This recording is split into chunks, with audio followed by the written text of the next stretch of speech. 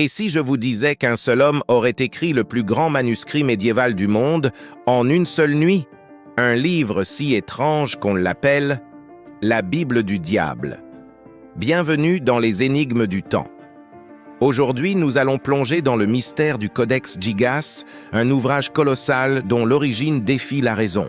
Le Codex Gigas, littéralement « le grand livre », est un manuscrit géant datant du XIIIe siècle. Il mesure près d'1 mètre de haut, pèse plus de 75 kilos et contient 310 pages de parchemin fabriquées à partir de la peau de plus de 160 animaux. À l'intérieur, on trouve la Bible complète, des textes médicaux, des chroniques historiques et même des formules magiques. Mais surtout, une page terrifiante retient l'attention. Un portrait du diable, occupant une double page entière. C'est cette image, unique dans toute l'histoire médiévale, qui a valu au manuscrit son surnom, la Bible du diable. Selon la légende, le Codex Gigas aurait été écrit par un moine bénédictin condamné à mort pour avoir trahi ses vœux. Pour échapper à la sentence, il aurait promis d'écrire en une seule nuit un livre contenant toute la sagesse du monde. Mais lorsqu'il se rend compte que la tâche est impossible, il invoque le diable et lui vend son âme en échange de l'achèvement du manuscrit. Le résultat? Un ouvrage si parfait, si uniforme, que certains experts pensent encore aujourd'hui qu'il n'a pu être écrit que par une main non humaine. Ce qui rend le Codex Gigas fascinant, c'est la cohérence de l'écriture.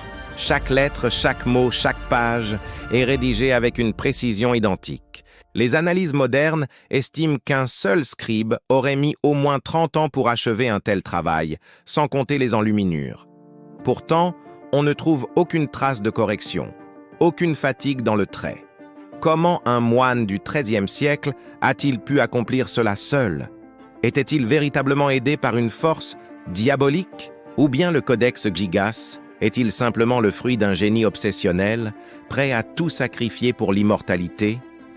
Le manuscrit a traversé les siècles, passant des mains des moines de Bohême à celles des empereurs du Saint-Empire. On raconte que partout où il allait, la malchance le suivait. Incendies, guerres, vols, disparitions. Aujourd'hui, le Codex Gigas est conservé à la Bibliothèque nationale de Suède sous haute surveillance. Et même si les chercheurs ont levé une partie du mystère, une question demeure. Pourquoi un moine chrétien aurait-il représenté le diable avec autant de majesté, lui offrant une place si proéminente? Le Codex Gigas reste un témoignage troublant entre foi et damnation, entre l'homme et ses démons. Était-ce un pacte réel avec le diable ou une simple métaphore d'un esprit tourmenté par sa quête de savoir? À vous d'en juger. N'oubliez pas de liker, de vous abonner et d'activer la cloche pour ne rien manquer des énigmes du temps. Merci d'avoir regardé et à très bientôt.